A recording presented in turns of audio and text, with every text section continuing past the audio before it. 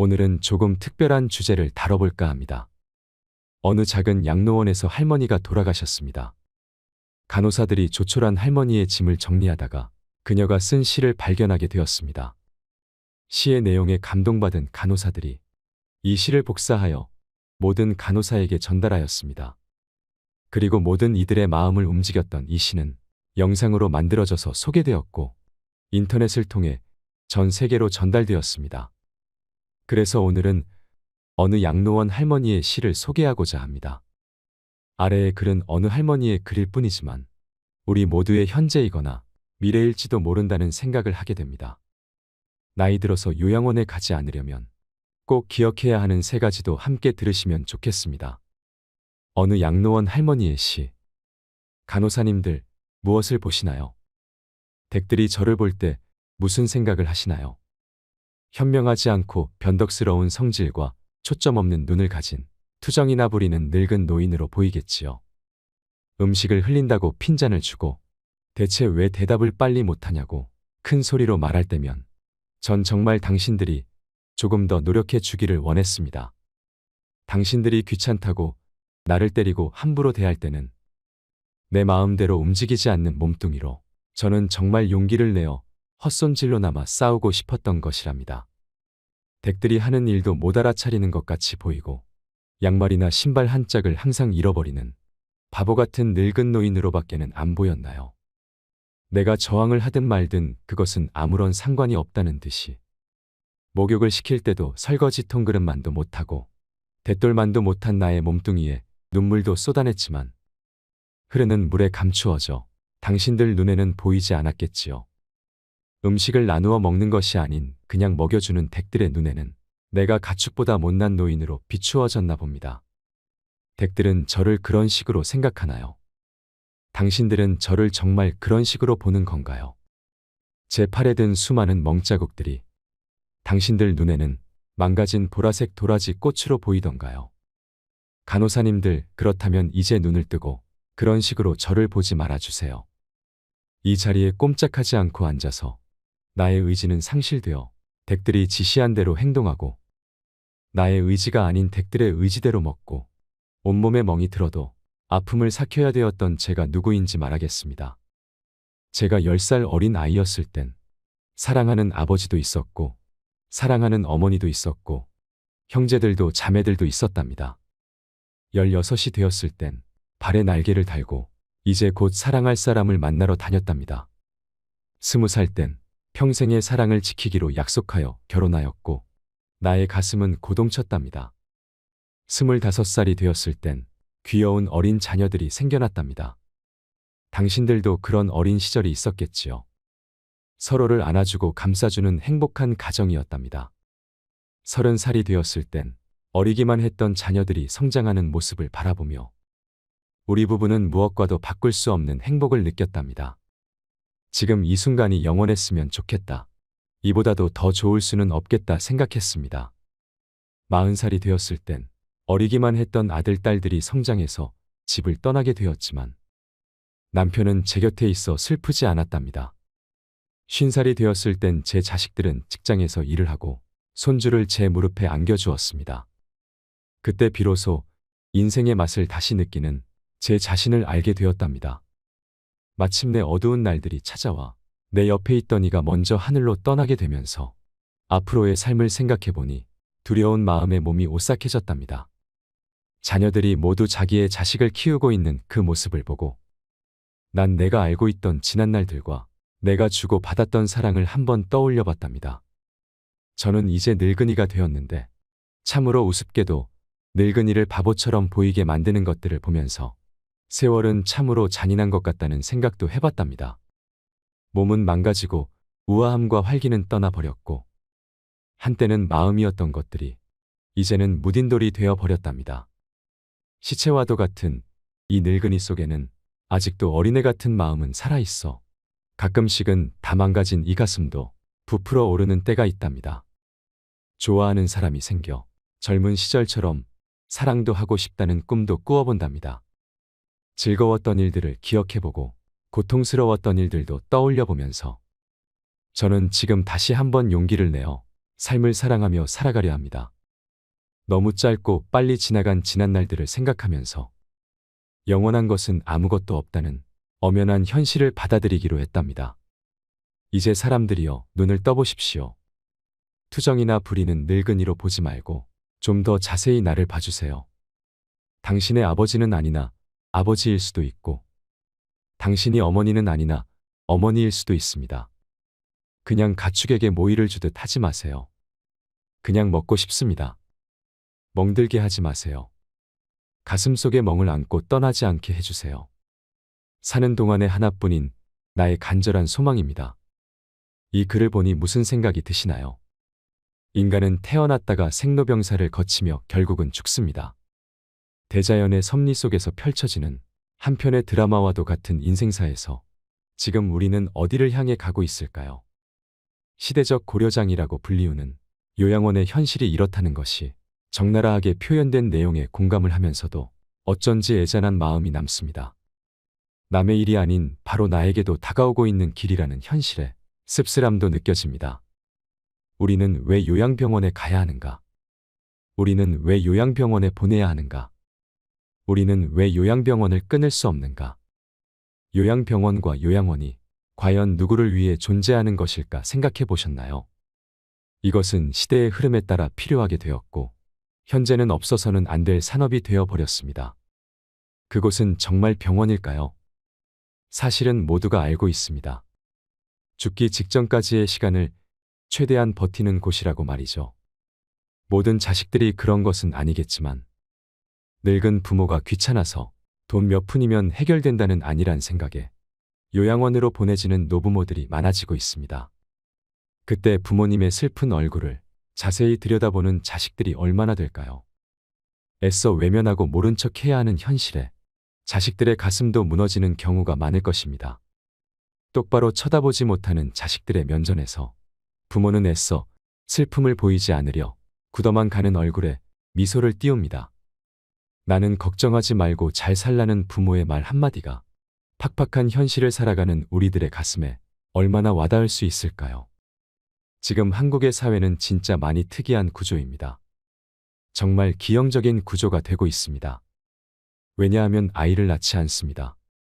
그리고 결혼도 정말 많이 안 합니다. 결혼을 하고도 아이를 안 낳는 부부들도 많지요. 한 집에 아이가 한 명도 안 되는 구조입니다. 노인층은 급속도로 많아지는데 새로 태어난 사람들은 없지요.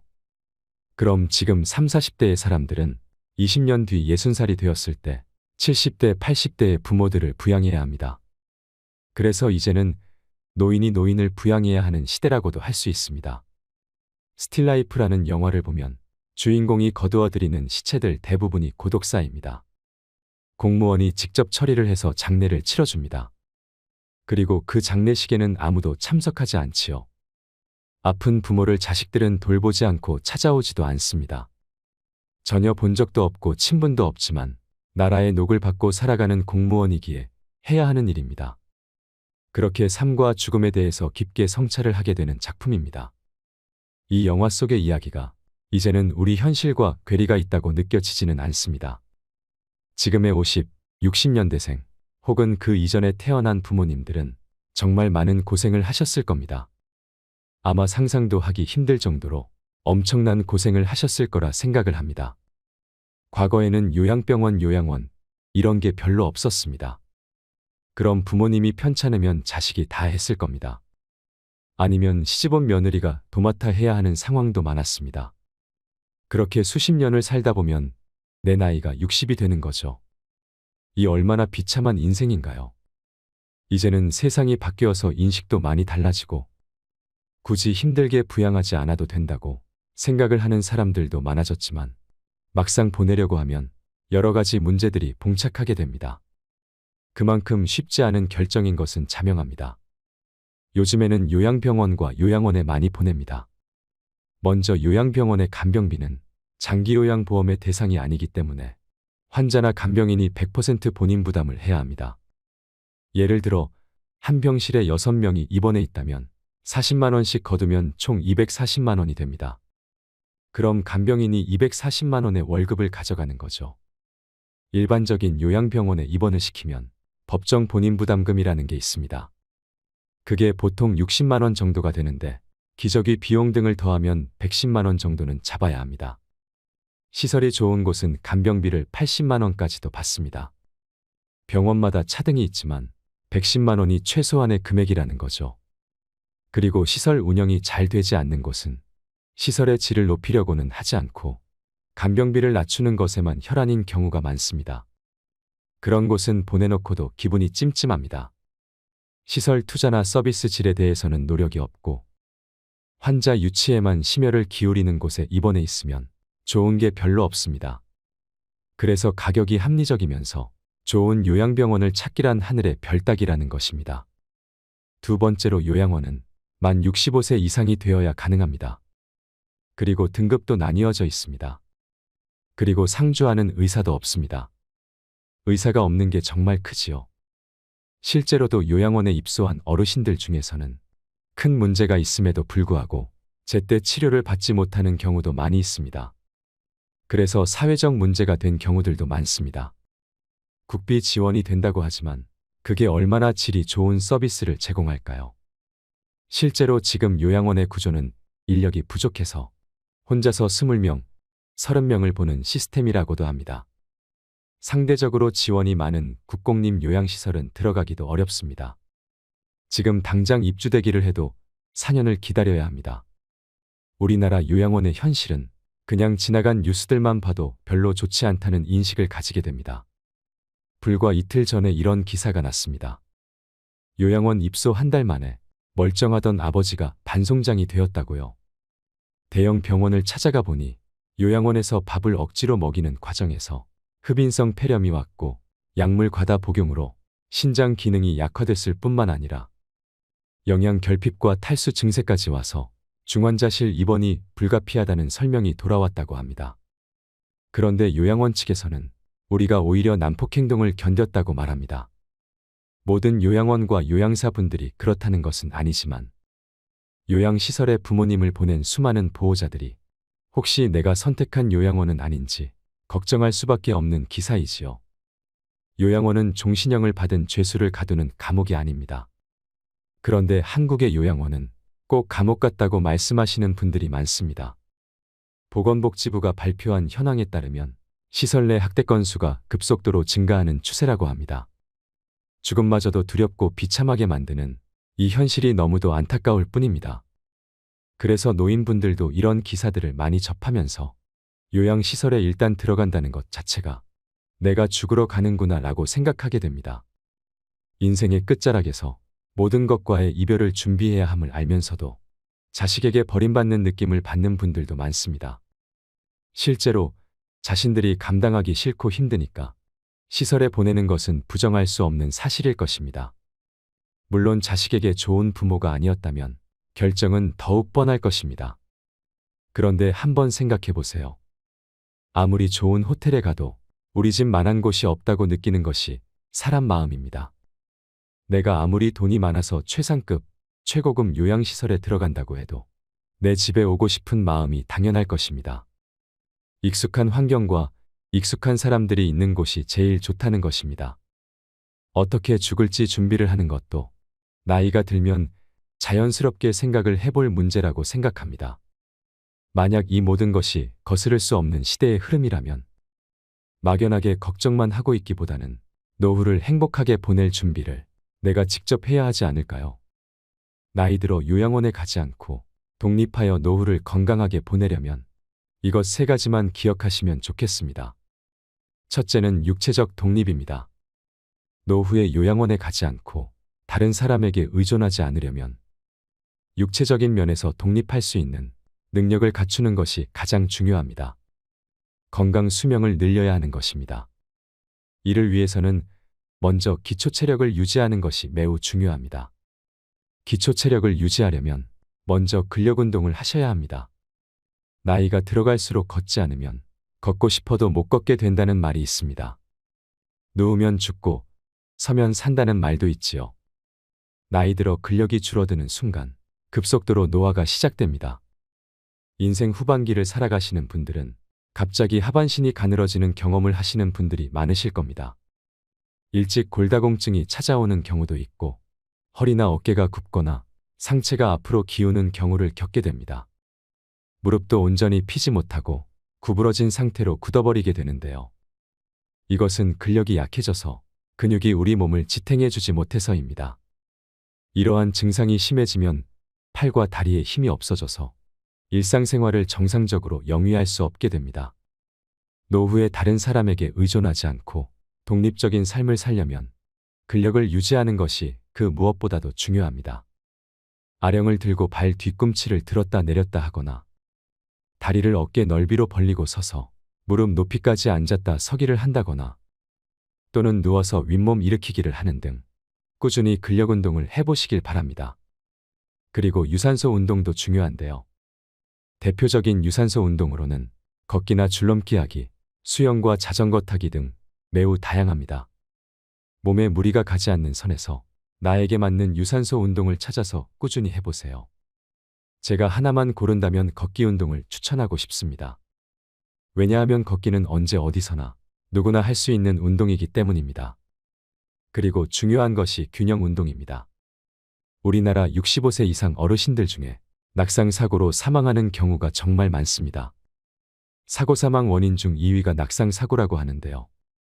많은 전문가들이 낙상 사고를 막기 위해서 균형 운동의 중요성을 강조하고 있습니다. 제일 간편하고 확실한 방법은 한 발로 서기 운동입니다. 한 발로 서기는 균형 감각을 익히기에도 효과가 있고 혼자 어디서나 할 수 있다는 장점이 있습니다. 먼저 두 눈을 감고 오른발로 섭니다. 그리고 왼발은 무릎을 45도 구부린 채 지면에서 15cm 정도 높이로 듭니다.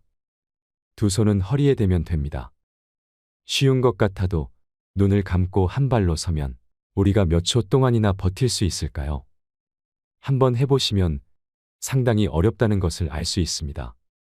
실제로 한 발 서기를 해보면 앞뒤 양옆으로 몸이 이리저리 흔들리고 얼마 지나지 않아서 다리가 뻐근해집니다. 그만큼 평소에 쓰지 않던 근육을 많이 사용하기 때문이지요. 꾸준히 하시면 균형 감각도 향상되면서 한 발로 서서 버티는 시간도 늘어납니다.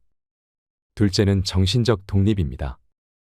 나이 들어서 정신적으로 독립하기 위해서는 무엇이 필요할까요? 가장 중요한 것은 치매에 걸리지 않고 우울증에 걸리지 않는 것입니다. 먼저 치매에 걸리지 않으려면 어떻게 해야 할까요? 아직 치매 백신은 개발되지 않았고 치매를 치료하는 약도 없습니다. 지금까지 개발된 치매 약은 치매 악화를 지연시키는 효과만 있을 뿐입니다. 그래서 우리가 치매 예방을 위해서 할 수 있는 것은 생활 습관을 바꾸고 식생활을 개선하는 것이 최선입니다. 쉽게 실천할 수 있는 생활 습관으로 음식을 꼭꼭 씹어 먹는 습관을 기르셔야 합니다.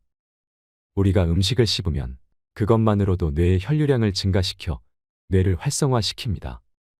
잘 씹는 습관이 치매를 예방해주는 효과가 있는 것이지요.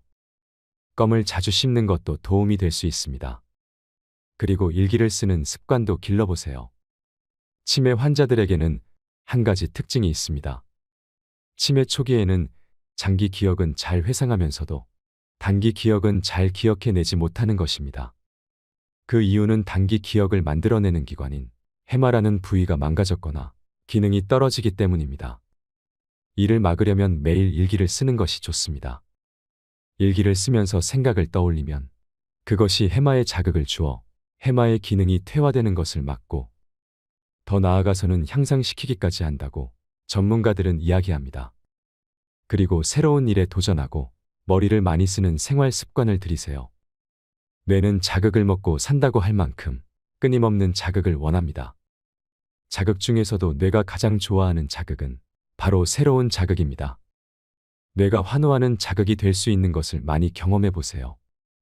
예를 들면 새로운 악기를 연주하는 것을 배운다거나 새로운 요리법을 배운다거나 새로운 노래나 춤 등을 배우는 것이 모두 뇌를 건강하게 만드는 방법이 됩니다. 낯선 곳으로 여행을 떠나는 것도 좋고 한 번도 가보지 않은 낯선 길을 가는 것도 뇌에 신선한 자극이 되어 활기 넘치게 합니다. 또한 사회활동에 적극 참여하는 생활 습관도 만들어 보세요. 되도록이면 젊었을 때처럼 여러 사람들과 자주 만나 어울리는 것이 치매 예방에 큰 도움이 됩니다. 여러 사람들과 만나 대화하고 다양한 사회 활동을 같이 하는 것이 뇌에 좋은 자극을 줍니다. 집에서 혼자 머무르는 것이 바로 치매로 가는 지름길이라는 것을 잊지 마시길 바랍니다. 그리고 늘 웃으며 즐겁게 생활하세요. 전문가들은 웃으면 뇌가 젊어진다고 말합니다. 왜 그럴까요? 웃음은 좌뇌와 우뇌를 같이 자극하고 얼굴 근육의 움직임을 통해 뇌 회로를 활성화시키기 때문이라고 합니다. 우리가 기분이 좋으면 뇌의 혈류가 활발하게 흐르고 이로 인해 의욕이 넘치며 몸에 활력이 돌게 됩니다. 웃음의 효과가 참 대단하지요. 그런데 우리 뇌는 특이한 점이 있습니다. 그것은 바로 뇌는 진짜 웃음과 가짜 웃음을 구분하지 못한다는 점입니다. 그래서 웃기지 않아도 억지로라도 웃으면 진짜 웃음의 효과가 있다고 합니다. 그러니 오늘부터는 억지로라도 많이 웃으시기 바랍니다. 다음은 우울증에 대해서 말씀드리겠습니다. 나이 들어서 정신적 독립을 하는데 방해되는 것 중 하나가 바로 우울증입니다. 우울증은 치매의 원인이 되기도 하고 치매가 시작되고 있을 시기에 우울증 증상이 나타나는 경우가 많습니다. 이러한 이유 때문에 노인성 우울증과 치매를 구분하기 힘든 경우가 참 많습니다. 일반적으로 우울증이 치매를 촉진시킬 가능성이 있기 때문에 되도록이면 빨리 우울증을 치료해야 합니다. 우울증에 걸리지 않으려면 매사에 비관적 마음보다는 긍정적이고 낙관적인 마음가짐을 갖고 생활하는 것이 가장 중요합니다. 아직 다가오지 않은 일을 미리 걱정하지 말고 지나간 과거에 대해서 후회하지 마세요. 현재를 즐기시며 살아가시길 바랍니다. 세 번째로 경제적 독립입니다. 우리는 지금까지 우리가 경험하지 못한 100세 시대에 살고 있기 때문에 이전과는 달리 경제적 독립을 위한 준비를 더 일찍 시작하는 것이 필요하다고 생각합니다. 정년 후에도 제2의 직업이 필요한 시대입니다. 그래서 할 수만 있다면 일을 계속하는 것도 좋습니다. 꾸준히 자기 개발을 하고 새로운 것을 피하지 말고 할 수 있다는 마음가짐으로 무엇이든 배워보세요. 이걸 배워서 뭐해? 라고 생각하지 마시길 바랍니다. 이런 습관과 정신력이 쌓여서 다른 사람에게 의존하지 않는 강인함을 가지게 되는 것입니다. 그래야만 노후에도 경제적으로 독립하여 건강하고 행복한 노후 생활을 할 수 있을 것입니다. 사람이 나이 들고 늙고 병이 드는 것은 당연한 순서이지만 저는 죽음 앞에서 온전한 정신과 육체를 최대한 유지하고 싶다는 생각을 하곤 합니다. 기억의 연결이 완전히 사라지면 그것은 살아있어도 이미 죽은 것이고 내 마음대로 움직이지 못해서 괴로운 심정은 말할 수 없는 고통이 될 것이라는 생각이 들었기 때문입니다.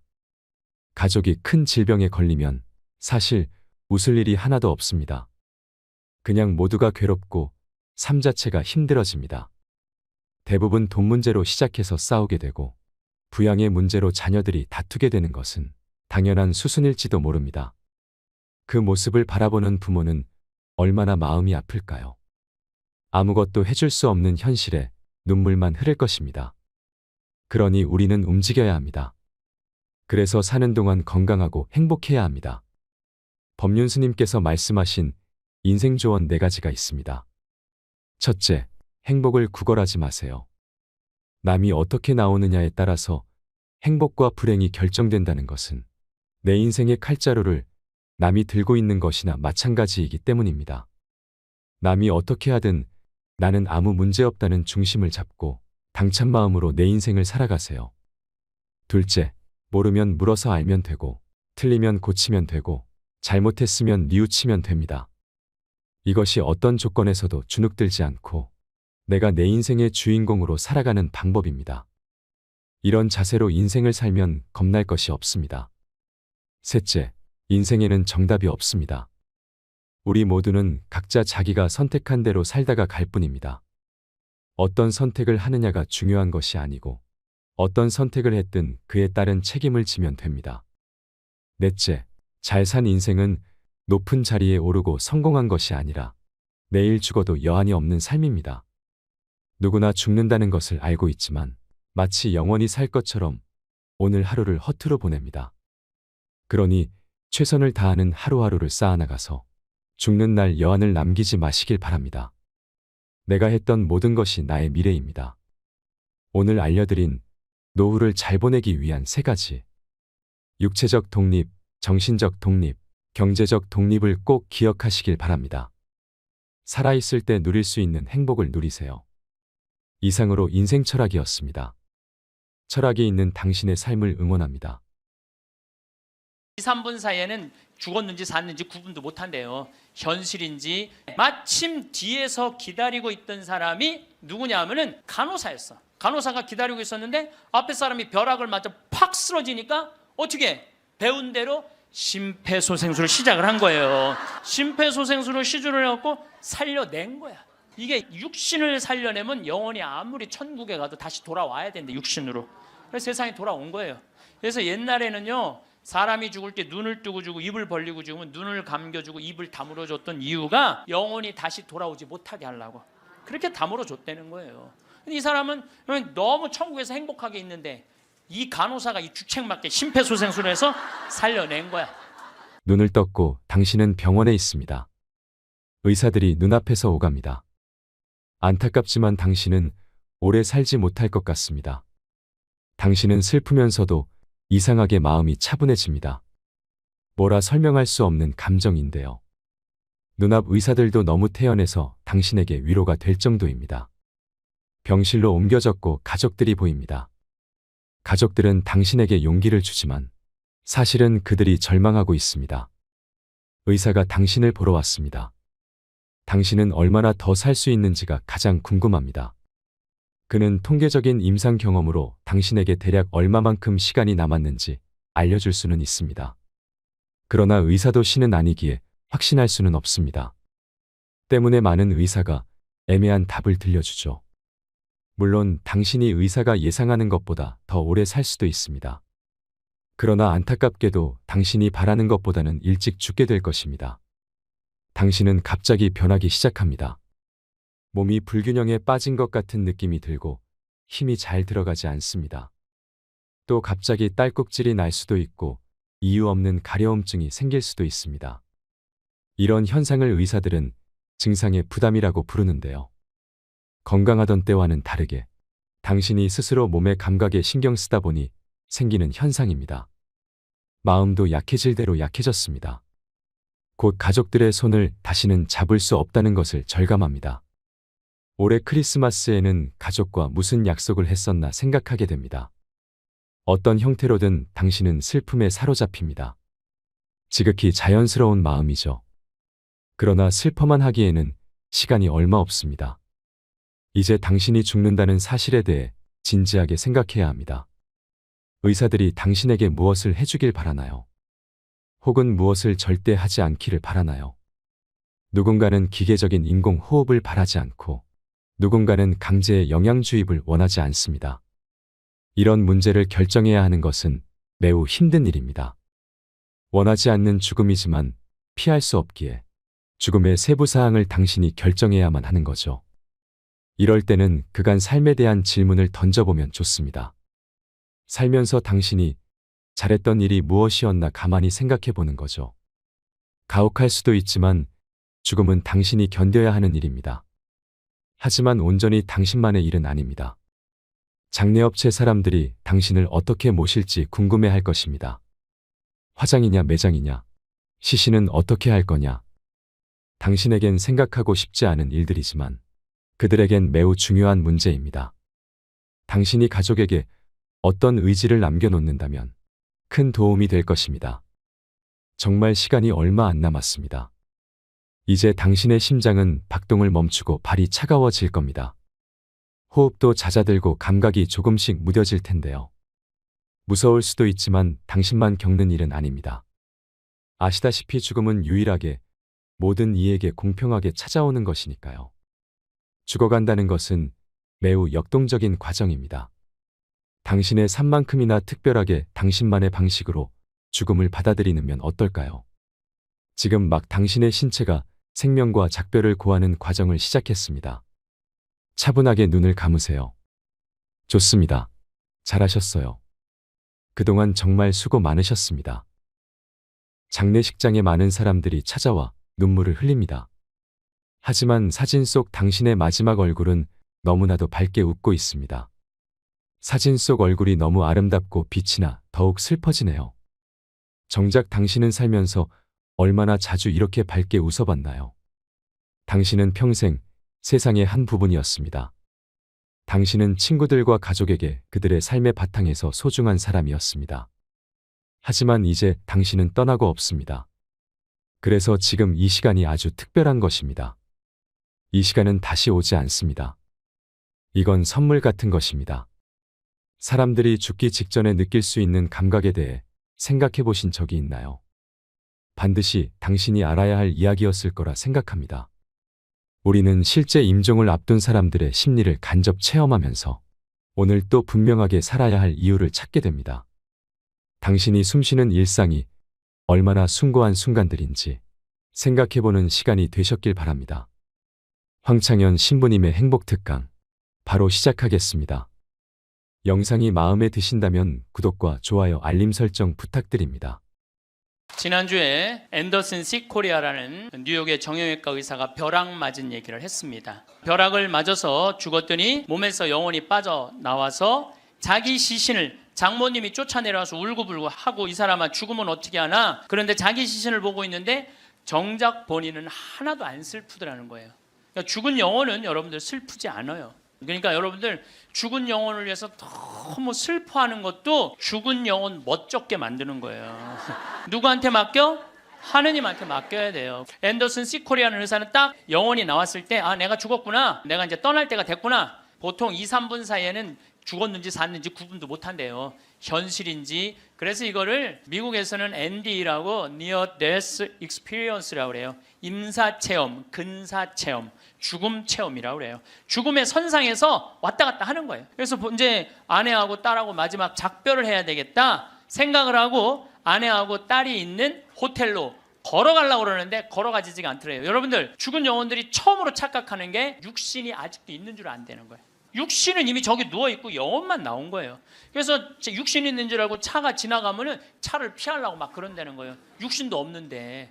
육신이 있어야지 이 육신이 내가 이 물질이 나라는 물질하고 마주치면서 이 막는데 나는 이미 물질이 없어진 건데 영혼인데 걸어가려고 하니 걸어가지지 않고 쫙 떠서 가더래요. 허기야 여러분들 동양 귀신, 서양 귀신 중에 걸어다니는 귀신 봤어요? 귀신들은 다 떠서 다녀요. 여러분들 저기 전설의 고향을 봐도 귀신들 보면 다 날아다니잖아요. 하다못해 저 중국 강씨도 이러고 다 떠다녀. 쫙 떠서 가더래. 그래갖고 이제 문을 열으려고 했는데 문 열을 필요도 없더래요. 그냥 몸이 통과돼서 들어가더래요. 이것도 성서에 다 나오는 거예요. 예수님이 부활하시고 난 다음에 제자들이 문 걸어 잠고 있었을 때 어떻게 했어요? 문 열지도 않고 그냥 그 안에. 그러니까 저는 요즘 과학이 발달하면서 많은 의사들이 죽은 사람들의 증언을 채취를 하고 연구를 하면서 그 내용이 신약성서에 다 나와 있어. 우리 예수님 죽었다 부활하셨잖아요. 그렇죠? 죽은 사람 살려낸 거 예수님 다 살려냈잖아. 예수님 영원히 부활하시면 다볼산에서 거룩한 변모할 때 얼굴은 해와 같이 빛나고 온몸은 빛난다. 죽었던 사람들이 하늘나라에서 올라가서 본 장면 그대로 다 신약성서에서 예수님이 다 보여주신 거야. 근데 우리는 그렇게 예수님이 보여줬는데도 다 필요 없어. 죽은 아버지가 살아 돌아와서 얘기를 해줘야 돼. 다른 사람 필요 없어. 그래서 쫙 떠서 가서 아내하고 딸이 있는 호텔을 딱 들어가 보니까 아내하고 딸이 얼굴에 막 페인팅을 하고 놀더래요. 근데 정작 자기는 안 슬프더래요. 떠나야 되겠구나. 그래서 그 죽은 사람들의 특징이 저 빛 있는 데까지 가는 여행길이 그렇게 멀게 느껴진대요. 근데 그 속도가 너무너무 빠르다는 거예요. 그래서 여러분들 우리 죽은 영혼들 잘 떠나가라고 죽으면은 마당에다가 못 떠나요. 사자밥 떠놓잖아요. 맷밥이라고 흰쌀밥 3그릇, 신발 3켤레, 국 3그릇, 그 다음에 엽전 3입 놓잖아요. 그게 뭐예요? 저승사자 둘 오니까 둘하고 죽은 본인 잘 떠나보내라고. 그리고 어디는 또 간장까지 떠놓는데요. 간장을 왜 떠놓는지 아세요? 이게 짜게 먹으면은 물 자꾸 먹히려고 중간에 서서 물 먹는다고 천천히 떠나가라고. 아니면 다시 돌아올 수도 있다. 그래서 간장도 떠놓고 된장도 떠놓는 거라는 거예요. 그래서 이거 죽은 이들을 위한 그런 것들이 너무너무 많은 거예요. 어쨌거나 하여튼 앤더슨 시 코리아라는 의사는 나와갖고 하늘나라 딱 올라가는 순간 이 사람도 역시 신앙이 없는 사람이에요. 여러분들 하늘나라 올라갔다 온 사람들 중에 성당 안 다니는 사람 상관없대요. 되게 어떤 사람들이 하늘나라에 많이 올라가냐면 이 세상 사랑하고 사람 사랑하고 아끼는 사람이 되게 올라갔다 오고 나쁜 짓 한 사람들은 다 어두운 데 갔다 온다는 거예요. 그러니까 성당 열심히 다닌다고 다 하늘나라 가는 거 아니야. 이것도 성서에 다 나와. 마태복음 7장 21절에 뭐라 그래? 나더러 주님 주님 한다고 다 하늘나라 가는 건 아니다. 내 말을 실천하는 사람이라야 하늘나라 간다. 그러니까 성당을 아무리 다녀도 사람 미워하고 본당 신부 미워하고 막 옆에 있는 사람 미워하면 그 사람은 성당 다녔나 마나예요. 근데 이 앤더슨 씨 코리아는 착하게 살았나 봐. 하늘나라로 올라가서 그 빛을 느끼는 순간 신으로부터 오는 걸 거부할 수가 없더래요. 완전한 평화 충만한 사랑을 느낀 거지. 그래갖고 이제 하늘나라에서 너무 행복하게 있는데 마침 뒤에서 기다리고 있던 사람이 누구냐면은 간호사였어. 간호사가 기다리고 있었는데 앞에 사람이 벼락을 맞아 팍 쓰러지니까 어떻게 배운 대로 심폐소생술을 시작을 한 거예요. 심폐소생술을 시주를 해갖고 살려낸 거야. 이게 육신을 살려내면 영혼이 아무리 천국에 가도 다시 돌아와야 되는데 육신으로. 그래서 세상에 돌아온 거예요. 그래서 옛날에는요 사람이 죽을 때 눈을 뜨고 죽고 입을 벌리고 죽으면 눈을 감겨주고 입을 다물어 줬던 이유가 영혼이 다시 돌아오지 못하게 하려고 그렇게 다물어 줬다는 거예요. 근데 이 사람은 너무 천국에서 행복하게 있는데 이 간호사가 이 주책맞게 심폐소생술을 해서 살려낸 거야.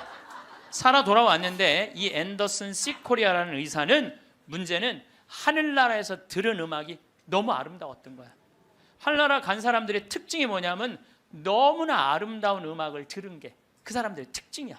너무 아름다운 음악을 들어서 그걸 자기가 연주하고 싶은 거야.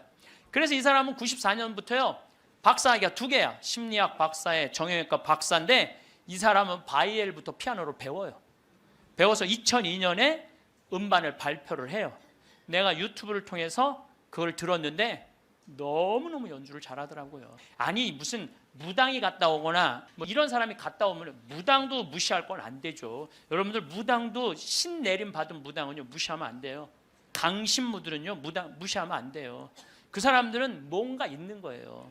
그들의 세계가 있는 거야.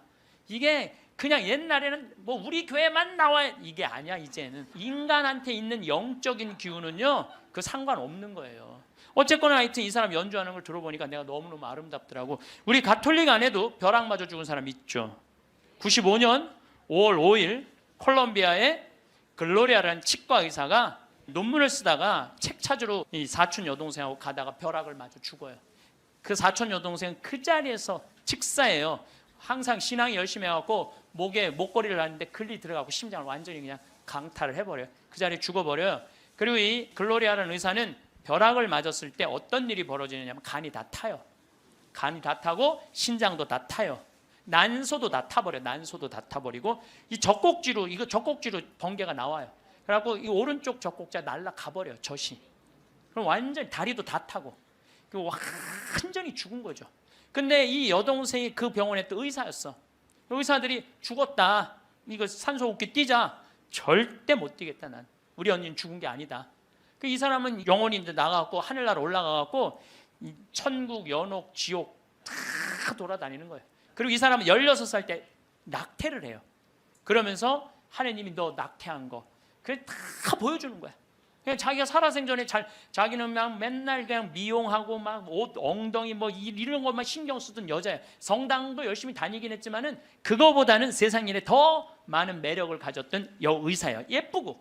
근데 이제 뭐 이 사람은 하늘나라에서 이제 여행을 다 하는데 살았느니 죽었느니 그러는데 일주일이 지났을 때 시골의 농부 하나가 미사 참여를 할 때 얼마나 열심히 하냐면은 주머니에 10,000페소, 5,000페소가 있을 때 10,000페소는 하느님한테 봉헌하고 5,000페소로 빵을 사서 먹는 정말로 착한 사람이에요.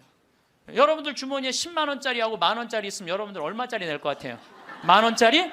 저는 그렇게 생각하지 않아요. 여러분들은 어떻게 해서든지 1,000원짜리 찾아서 1,000원짜리 내지 무슨 10,000원짜리를 내. 우리 천주교 신자들이. 근데 이 시골 농부는 3년 전에 완전히 강도를 맞아서 그나마 키우던 닭까지 없던 사람이야. 아무것도 없는데 하느님한테 10,000페소 봉헌하고 5,000페소로 빵을 사요. 근데 저도 이번에 남미에 한 달 동안 강의 갔다 왔지만은 남미 사람들은요 빵을 다 신문지에 싸서 팔아요. 그리고 그 신문지를 싸서 빵을 펼치는데 신문지에 글로리아라는 의사 기사가 떠요. 그걸 보고 이 사람 그 자리에 무릎을 꿇어요. 하느님, 이 능력 있는 의사를 만약에 살려 돌려보내신다면 내가 성모님 성지 순례를 갈 것이고 죽은 이들을 위한 기도를 열심히 하겠다고. 그걸 하느님이 들어요. 참 신기하죠? 그 사경을 헤매는 그 글로리아라는 의사한테 하느님이 하늘나라에서 이런 얘기를 해요. 내가 너를 살려 돌려보낼 것이다. 왜 돌려보내느냐 하면은 너의 공로가 아니다. 이 시골의 농부, 너무 나를 따르고 사랑하는 이 농부가 너를 위해 간절하게 기도했기 때문에 내가 너를 살려 돌려보내는 것이다. 돌아가서 이 하늘나라에서 본 것을 증언을 해라. 그리고 살려 돌려보내요. 그래서 이 글로리아라는 의사는 살아 돌아와요. 그런데 일주일이 지나고 다리를 너무 피가 안 돌기 때문에 잘라야 된다고 그러는데 이 사람은 살아 돌아와서 간도 재생이 되고 난소도 재생이 되고 신장도 재생이 되고 다리도 다 재생이 돼요. 그래갖고 애까지 또 낳아요. 정말 애를 하나 더 낳아요. 그리고 지금은 온 세계에 다니면서 자기가 벼락마저 죽고 난 다음에 살아 돌아와서 하늘나라 경험 얘기한 걸 다 얘기를 해주는 거예요. 여러분들, 우리 죽은 이들을 위해서 기도하는 거 우리 가톨릭 교회 가장 아름다운 전통 중에 하나예요. 저는 이렇게 본당에 초상이 나면은 연도 바치러 꼭 갔어요. 연도를 바치러 내가 이제 저녁 한 8시나 9시쯤 가면은 그 연도꾼들이 꽉 차 있으면 기분이 너무너무 좋아. 교우들이 연도 바치러 주러 왔을 때 너무너무 기분이 좋아. 왜냐하면 여러분들 연도 바칠 때 뭐라 그래요? 성부, 성자, 성령, 이영혼 구원하여 주소서. 성모님, 요셉 성인 이영혼 구원하여 주소서.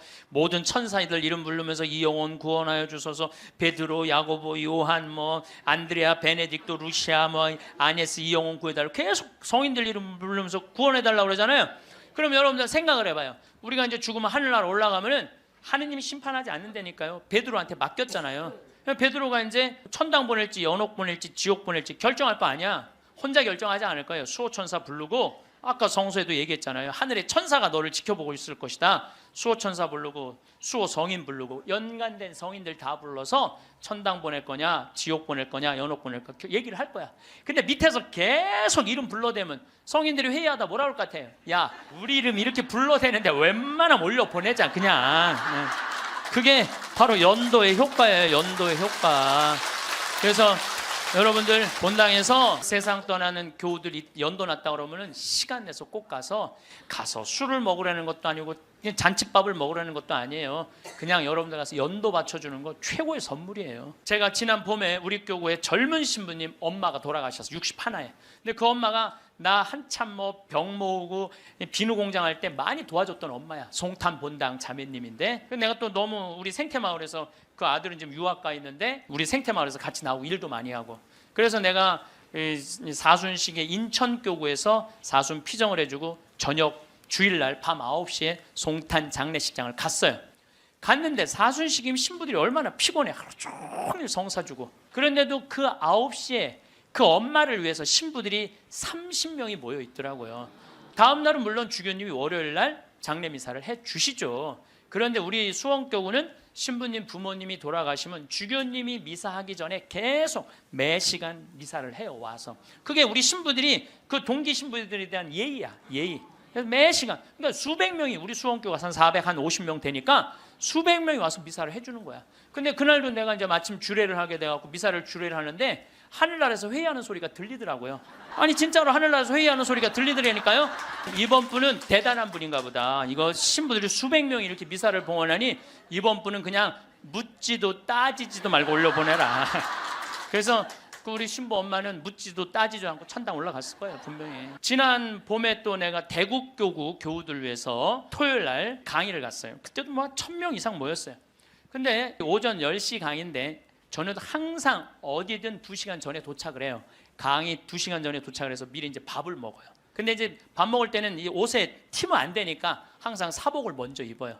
사복을 입고 허름한 청국장 찌개집, 아침에 청국장 찌개집을 들어가서 찌개집을 딱 들어갔는데 아주 멋있게 생긴 노신사가, 머리가 하얀 노신사가 나를 딱 보더니 눈이 점점 커지는 거야. 그냥 나를 아는 거지.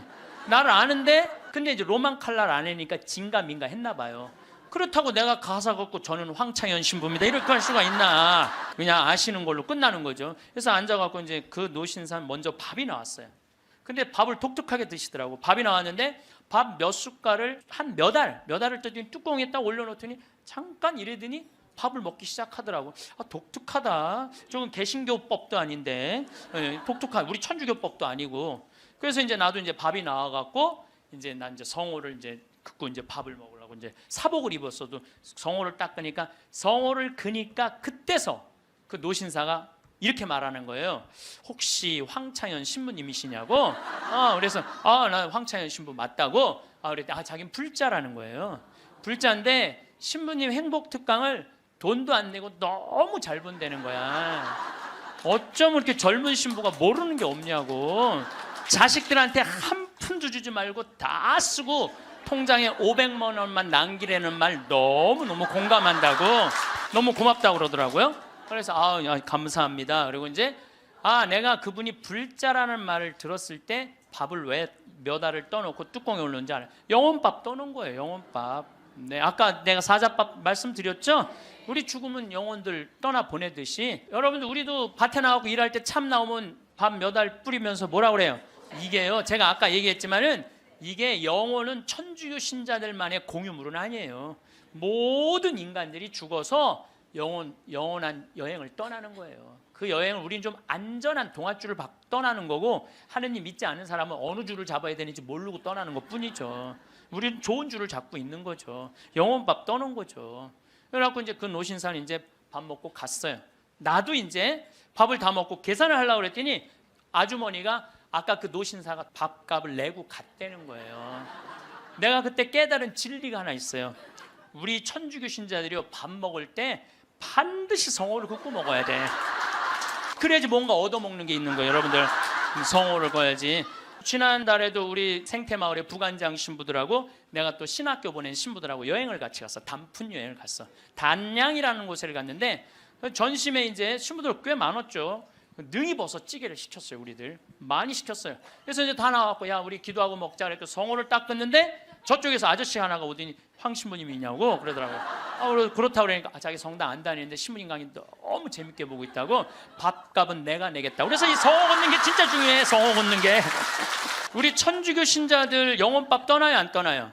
떠나요. 왜 안 떠나요? 여러분들 영혼밥 떠나요. 우리 식사 후 기도 때 뭐라 그래요? 전능하신 하나님 베풀어 주신 모든 은혜 감사드리나이다. 주님의 이름은 찬미를 받으소서, 이제와 영원히 받으소서. 세상을 떠난 모든 교우들이 천재자비하심으로 평화의 은식을 얻게 하소서. 이게 영어 기도문에 없어요. 내가 영어로 식사 전후 기도 하거든요. 없어요. 영어. 한국에만 있는 기도문이에요. 영혼들을 위한 기도. 참 좋은 기도문이에요. 그러니까 이게 연옥 영혼들이요, 다른 나라 사람들 천주교 신자들 밥 먹을 땐 쳐다도 안 봐. 근데 누구 밥 먹을 때만 기다려? 한국 천주교 신자들 밥 먹을 때만 기다리고 있는 거예요. 그 영혼밥 한번 얻어 먹어보려고. 근데 우리 천주교 신자들이 얼마나 못됐는 줄 알아요? 식사 전 기도는 해 그나마. 근데 식사 후 기도하는 신자가 거의 없어요. 그냥 일어나는 거야. 얼마나 영혼에서 황당하겠어요. 연옥에서. 여러분들 이제 식사 후 기도하세요. 꼭 하세요. 우리들이 항상 영혼들을 위해서 기도해야 돼. 또 묵주기도 끝에 뭐라 그래요? 예수의 우리 죄를 용서하시며 우리를 지옥불에 소구하시고 연옥 영혼을 돌보시며 가장 버림받은. 여러분들 이게 1917년 파티마 성모님이 루시아 프란치스코 히아친트한테 부탁한 거예요. 왜? 연옥 영혼들이 너무 불쌍한 영혼들이 많으니까 너희들 기도해라고. 그러니까 저는 요즘 이렇게 이 죽음 강의를 준비하면서 장례차가 지나가면은요, 천주교 신자, 개신교 신자, 불교 신자 가리지 않아요. 가리지 않고 성호 커요. 성호 긋고 하느님 저 영혼 구원해달라고 좀 기도해요. 나는 도저히 이해가 안 가는 종교단체가 있어요. 우리 교회에 나와야만 구원받는다고 얘기하는. 근데 그 몇 명이냐면 14만 4천 명에 속해야만 구원받는다고. 난 이해가 안 가요. 여러분들 하느님이 그것도 2000년 역사상 대한민국의 고교회 14만 4,400만 명만 구원하려고 당신 아들 죽였겠어요? 온 인류의 하느님을 이렇게 째째하겠어요? 다 구원하고 싶어 하세요. 만약에 14만 4,400만 명만 40 말도 안 돼. 14만 4천 명만 구원하려고 그러면 나는 예수님 그럴 것 같아. 14만 4천 명 구하려고 그러면 예수님이 이랬을 거예요. 야 베드로야 네가 죽어라. 그 14만 4천 명. 예수님은요 모두를 구원하시기 위해서 십자가 지신 거예요. 그래서 하늘나라는 활짝 열려 있는 거예요. 불교에는요 4대 보살님이 있어요. 관세음보살, 지장보살, 보현보살, 문수보살이 있어요. 관세음보살은 이 세상에 자비를 베푸는 보살이에요. 근데 지장보살님은 저 지옥에 단 한 명이라도 있으면은 자기 성불하지 않겠다고 그러는 보살님이에요. 아니 우리는 지옥에 가면 천국에 못 가잖아요. 근데 불교는 또 달라요 우리하고.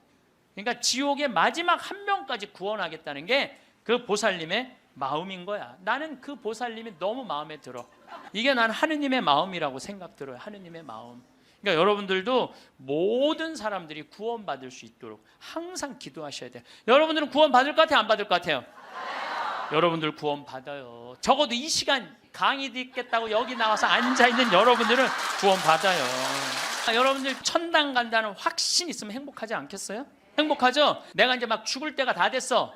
근데 싹 하느님이 와갖고 한 일주일 전에 귀에다 대고 너 축하해, 너 천당이야 이렇게 얘기하면 행복할 것 같아요? 안 행복할 것 같아요? 행복하겠죠? 근데 이거를 누구한테 하느님이 하냐면 프란치스코 성인한테 해요. 프란치스코 성인한테 나타나갖고, 프란치스코는 굉장히 빨리 돌아가시잖아요. 40대 초반에 돌아가시잖아요. 하느님이 와서 너는 연옥의 벌을 면한다, 바로 천국이다. 그랬을 때 프란치스코 성인이 너무 행복하고 일주일 동안 밥을 안 먹었다는 거야. 너무 행복해서.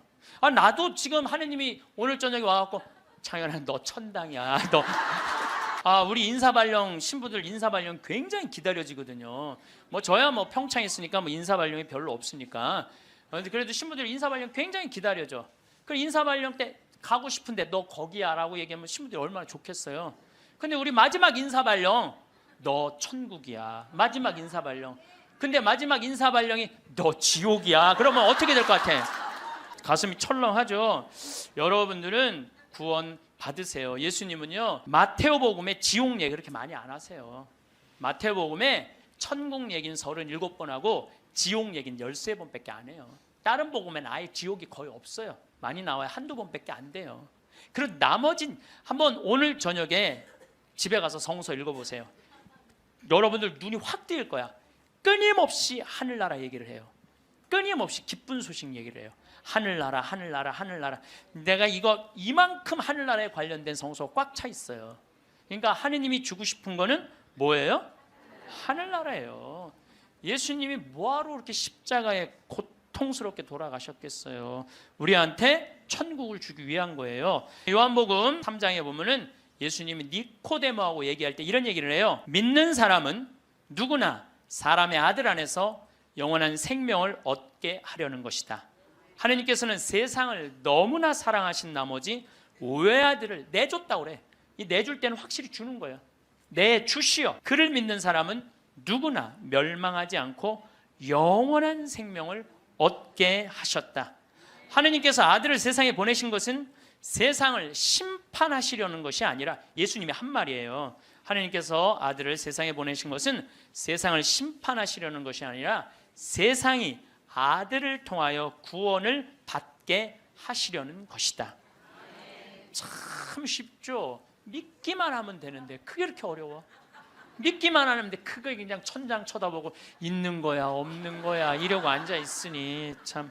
요한복음 5장 29절에도 선을 행한 이들은 부활하여 생명을 얻고 악을 저지른 자들은 부활하여 심판을 받을 것이다.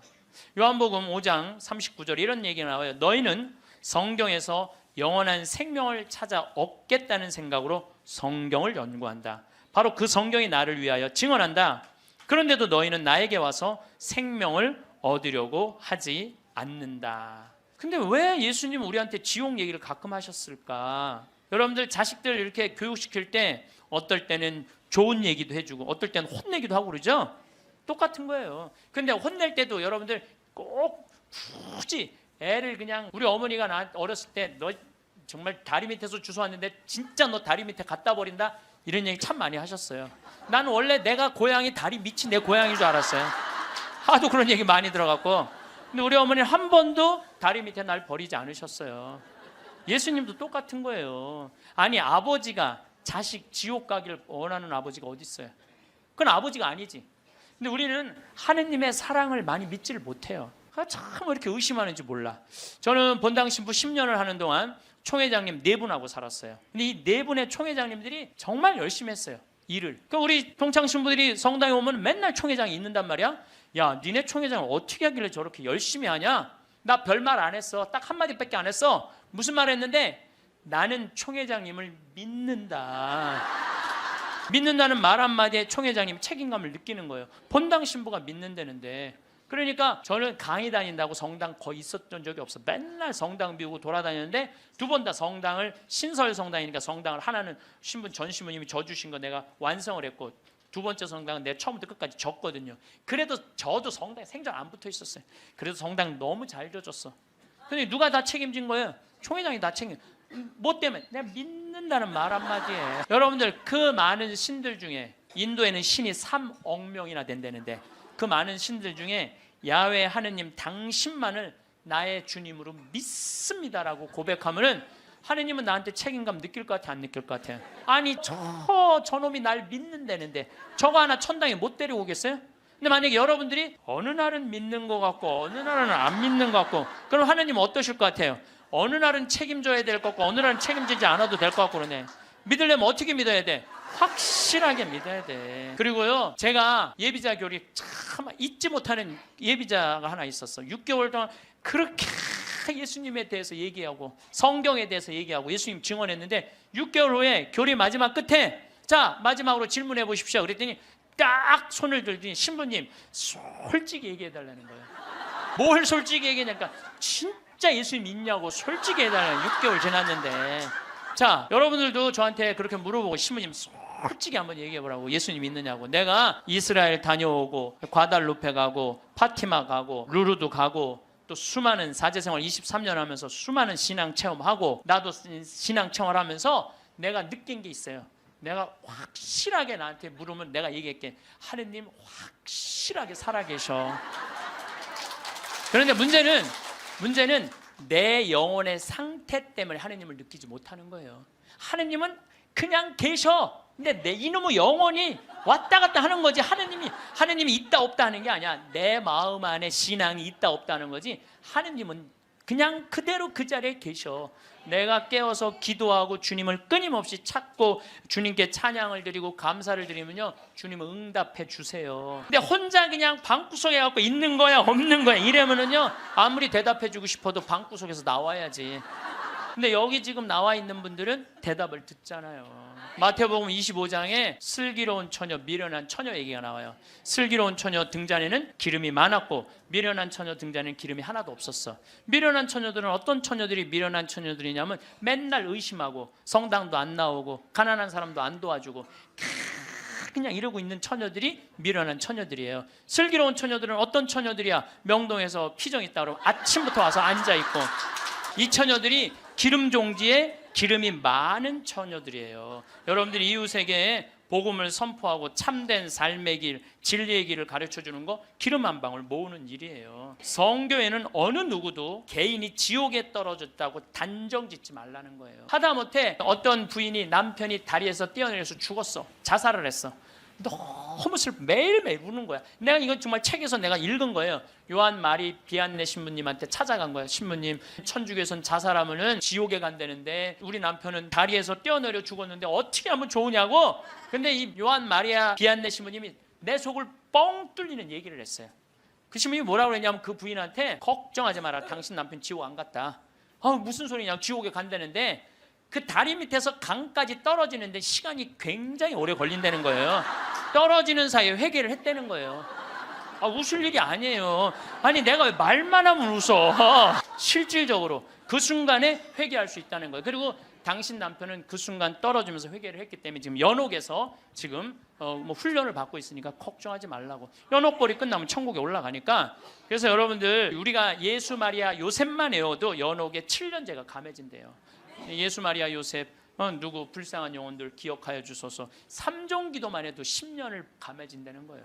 3년 기도. 그러니까 식사 후 기도, 예수 마리아 요셉, 3종 기도 얼마나 좋아요. 밥 먹을 때 그냥 하면 되는데 그게 그렇게 힘들어? 아니 나는 우리 부관장 신부하고 아예 식탁에다 삼종기도 이렇게 써놔요. 그렇게 써놔고 부활 삼종기도 그때 가면 또 까먹잖아. 부활 삼종기도. 그래서 영어로도 한 번 하고 우리나라 말로도 한 번 하고 그래 좋더라고요. 삼종기도 하는 거. 식사 후 기도는 반드시 하고. 근데 어떨 때는 나 식사 후 기도 벌써 일어나서 가는 신자들 태반이야. 나는 전능하신 하느님 벌써 가. 세상을 떠난 모든 교우들이 천지자비하시고 평안히 아직도 한참 남았는데 그러지 말라는 거예요. 1991년 팸 레이놀즈라는 이 가수는 미국의 가수인데 작곡가 겸 가수인데 심한 뇌동맥류가 걸려요.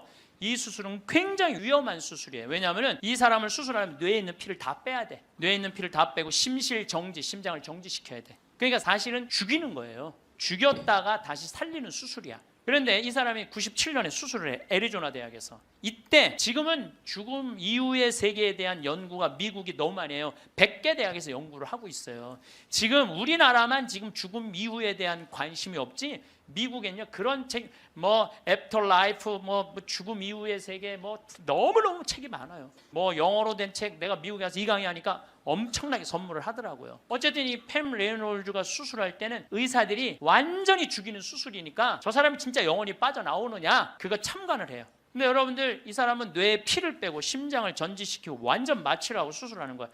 여러분들 마취 수술 해봤던 경험 있으세요? 나도 20년 전에 맹장 수술할 때 마취를 했는데 한심하더라고요. 내가 신부님 마취 들어갑니다 그런데 그게 뭐라고 딱 들어갔는데 아무 생각이 안 나는 거야. 나 탁탁 치는데 깨어나 보니까 벌써 배를 가르고 맹장을 떼어냈다는 거야. 아니 내 맹장을 떼어냈는데 내가 모르는 게 말이 돼? 답답하더라고요. 떼어냈다는데. 그래서 내가 다음에 수술할 때 반드시 정신을 똑바로 차리고 아무리 마취를 해도 내가 어떻게 수술하는지 지켜봐야 되겠다. 근데 내가 이제 거의 한 5년 전에 위암 수술을 하게 됐잖아요. 위를 3분의 1을 잘라내잖아요. 그래서 이제 난 6시간짜리 마취를 이제 하러 들어갔는데 이제 수술실 들어가면서 내가 속으로 나한테 외웠어요. 정신 똑바로 차려야지. 정신 똑바로 차려야지. 수술 들어가고 신부님 마취 들어갑니다. 그럴 때 딱 씌울 때 정신 똑 그걸로 끝이야. 정신 똑 그걸로 끝이야. 깨어나 보니까 배를 가르고 위를 3분의 1을 잘라냈다. 이번에도 그냥 당한 거지 그냥. 아무 생각이 안 나. 아무 생각이. 근데 이 팸 레이놀즈도 이 수술실에 들어갈 때 뇌에 피를 다 뺐으니 이 사람은 아예 생각이 없는 사람이에요. 심실 정지시키고. 그래갖고 딱 수술을 시작을 했을 때 이 사람은 영혼이 빠져나와요. 빠져나와갖고 수술실 장면을 지켜봐요. 의사가 간호사한테 지시하는 거, 수술 도구 전해주는 거, 그리고 자기 머리를 자르는 수술 도구를 봐요. 자기 머리 자르는 걸 봐요. 쫙 자르고. 내가 이제 죽었구나. 그래갖고 이 팸 레이놀즈는 병원 위로 올라가고 하늘나라 올라가는데 자기 할머니가 목소리가 특이했대. 하늘나라에서 막 부르더래요. 오라고. 하늘나라 올라가 보니까 자기 할머니가 있고 죽은 형제 친척들이 쫙 있더래요. 너무 아름다운 모습으로 빛을 내고. 그러니까 죽은 사람들 거의 공통적인 의견이에요. 근데 자기 기타를 가르쳐준 외삼촌이 넌 아직 키워야 되는 애도 있으니까 넌 가야 된다고. 난 가기 싫다. 이거 너무 좋다. 가라. 가기 싫다. 그러면서 실갱을 하는데 삼촌이 확 미는데 수술이 끝난 거예요. 깬 거죠. 살아 돌아온 거죠. 근데 이 사람은 놀랍게도 참관한 의사들한테 의사들 배치를 다 얘기를 해줘요. 어떤 의사가 어느 자리에 있었고 수술 도구는 여러분들 우리들이 수술하러 들어갈 때요. 절대 수술 도구를 개봉을 안 해요. 오염될까 봐, 감염될까 봐. 그래갖고 의사들이 완전하게 다 방지를 하고 이 사람 마취 끝나고 난 다음에 수술 도구를 다 꺼내요. 그러니까 우리들은 수술 도구를 어떻게 생겼는지 몰라. 수술실에 들어간 사람 알아요? 몰라요? 모르죠? 근데 자기 머리 자른 거 전동기 칫솔같이 생긴 것까지 다 설명을 하는 거야. 너무너무 놀라운 거죠. 여러분들 이런 연구를요 하버드 대학, 예일 대학, 세계 최고의 대학들이 연구를 하는 거예요. 그냥 내가 무슨 뭐 무당하고 만나갖고 그냥 대충 얘기하는 게 짜고 얘기하는 게 아니고 이건 뭐 논문으로 나오는 내용들을 여러분들한테 전해주는 거예요. 여러분들은 바쁘니까 책 읽을 시간이 없잖아. 내가 대신 읽어갖고 다 지금 전해주는 거예요. 미키라는 시각장애자 앞이 안 보이는 사람인데 이 미키는 18살 우리나라 20살인데 교통사고로 죽어요. 근데 이 사람은 태어나서부터 앞이 안 보이던 사람이야. 그러니까 하얀색이 뭔지 까만색이 뭔지 빨간색이 뭔지 아무리 설명을 해줘도 모르죠. 태어나서부터 앞이 안 보이니까. 나무가 어떻게 생겼는지 뭐 설명을 해줘도 상상을 하지 꽃이 어떻게 생겼는지 알 수가 없잖아요. 근데 이 사람이 교통사고로 죽어요. 죽어서 딱 수술실에 들어갔는데 자기 몸을 처음으로 봐요. 반지를 보고 자기인 걸 알아요. 내가 저렇게 생겼구나. 머리 모양을 보고 내가 저렇게 생겼구나. 그리고 죽어서 하늘나라로 올라가는데 빨주, 노초, 파남보를 다 보는 거예요. 너무 아름다운 빨주노초, 온갖 아름다운 꽃, 새, 나무를 보는 거예요. 그러고 하늘나라에서 너무너무 행복하게 있는데 수술해서 살려낸 거야. 육신을 살려내면 돌아와야 된다고 그랬잖아요. 돌아온 거예요. 돌아왔는데도 이 사람은 어떤 거야? 역시 앞이 안 보이는 거죠. 근데 역시 앞이 안 보이는데도 이 사람은 모든 색깔을 너무 정확하게 설명을 하는 거예요. 나무는 어떻게 생겼고 꽃은 어떻게 생겼고. 이 미키라는 사람도 굉장히 중요한 연구 대상자가 돼요. 왜냐하면 아예 시각장애자인데 모든 색깔에 대한 설명을 너무 잘하는 거야. 한 번도 색깔을 본 적이 없는 사람인데. 그러니까 영혼이 빠져나가는 거죠. 그래서 우리가 이게 죽는 걸로 끝나는 게 아니야. 죽음이 아니고 새로운 삶으로 옮아가는 과정인 거예요. 여러분들 이제 죽는 거 싫어요, 좋아요? 좋아해야 돼. 아니 죽는 게 싫으면 어떻게 해? 죽는 게 싫으면은 천주교 신자가 이제 죽는 거 좋죠? 그래도 죽는 게 싫어. 그래도 살아있는 게 나아. 이 이야기는 조금 더 다음 시간에 하면서 내가 죽음이라는 것이 그냥 우리가 하느님을 만나기 위해서는 반드시 죽음이라는 걸 거쳐야 돼. 제가 조금 어려운 얘기 하나 할게요. 나는 사실 어려운 얘기를 잘 안 하는 편인데 이번 건 굉장히 어려운 얘기예요. 요거는 방송 보면서 적어갖고 한번 묵상해 보세요. 데이아르드 샤르댕이라는 신부님이 있어요. 이분은 최고의 지성인이에요. 이분도 너무 유명한데 여러분들이 바빠갖고 이분 책을 읽을 시간이 없죠. 이분은 신학자면서 지질학자예요. 지질학자. 그런데 이분이 뭐라고 그러냐면은 우리는 이 육신은 영원히 이 육신을 잠시 경험하고 가는 거라고 그래요. 그러니까 이 육신은 그렇게 중요한 게 아닌 거야. 뭐가 중요한 거야? 영혼이 중요한 거야. 영혼이 중요한데 우린 영적인 삶을 살지 않기 때문에 그 영적인 세계에 대해서 답답한 거예요. 그러니까 너무 육신에 매달리는 거, 육신의 관계에 매달릴 때 영혼의 그 영적인 세계가 죽는 거예요. 그래서 여러분들 기도하는 시간 자주 가지시고 이런 피정 시간 자주 가지시고 그럴 때 영혼의 눈이 뜨일 때 내가 쓰고 있는 육신이 언젠가 떠나야 되는 육신이라는 걸 깨닫게 될 때 삶의 지혜는요 엄청나게 바뀔 거예요. 자, 여러분들 마침 기도로 그 유명한 천상병 시인의 귀천 하늘로 간다. 우리는 언젠가 하늘나라로 가잖아요. 그거 기도 바치겠습니다. 귀천 나 하늘로 돌아가리라. 새벽빛 와 닿으면 이슬 더불어 손에 손을 잡고 나 하늘로 돌아가리라. 노을빛 함께 단둘이서 길슬개서 놀다가 구름 손짓하면은 나 하늘로 돌아가리라. 아름다운 이 세상 소풍 끝내는 날 가서 아름다웠더라고 말하리라. 감사합니다. 황창현 신부님의 강의가 어떠셨나요? 불확실성으로 가득 찬 우리의 인생에서 확실한 한 가지는 우리가 죽는다는 것입니다. 얼마 전 40여 년간 의사와 대학 교수로 근무하다 암 진단을 받고 퇴임을 한 소화기 내과 권위자가 죽음관의 중요성을 강조했습니다. 수많은 죽음을 목격하면서 깨닫게 된 사실, 죽기 직전에 이걸 후회한다라는 주제의 연설에서 그는 죽기 몇 달 전부터 오는 증상은 세상 일에 관심이 없어지고 주로 잠을 자고 이런 것들로 시작해서 임종이 임박해서는 혈액순환이 안 되니까 피부에 반점이 나타나고 가래가 들끓고 소변을 잘 안 보게 되는 것들이 임종이 임박한 증상이라고 볼 수가 있다고 운을 뗐습니다. 저명한 의학 학술지의 논문들을 토대로 임종이 다가온 이들이 근사체험을 겪게 된다고 전하기도 했습니다. 생전의 삶이 파노라마처럼 펼쳐지는 회고가 근사체험의 여러 요소 가운데 하나라는 게 그의 설명입니다. 그러면서 수십 년간의 삶이지만 짧은 시간에 중요한 사건들을 전부 되돌아보게 된다는 것이라고 전했습니다. 아울러 죽음은 소멸이 아닌 옮겨감이라고 말합니다. 죽음은 삶의 마지막 단계이고 어떤 면에서는 마지막 성장의 기회라고도 볼 수가 있습니다. 그러므로 우리는 메멘토 모리, 나도 언젠가 죽는다는 걸 자주 기억하고 이런 죽음관을 가능한 일찍 갖는 게 무엇보다 중요합니다.